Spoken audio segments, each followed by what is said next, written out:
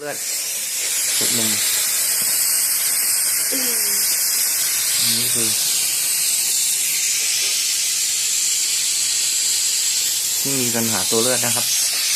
นี่ครับตัวเบลเลอร์เลยครับอันนี้ที่เขาฆ่านะวินาทีจะแห้งตายพี่ลองเอามือเกี่ยมันดูว่าตายยังมือเกี่ยได้ลูกลองมือเกี่ยดูเกี่ยมาดูเกี่ยมาดูครับเกี่ยมาดูครับเกี่ยวมา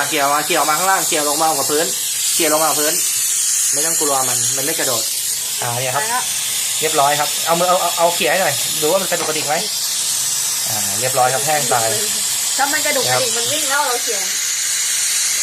นี่นะครับประสิทธิภาพของสตรีมม่าถ้าเป็นไม้หรือว่าเอาออกก็ได้นี่ครับสตรีมม่า made in USA นะครับ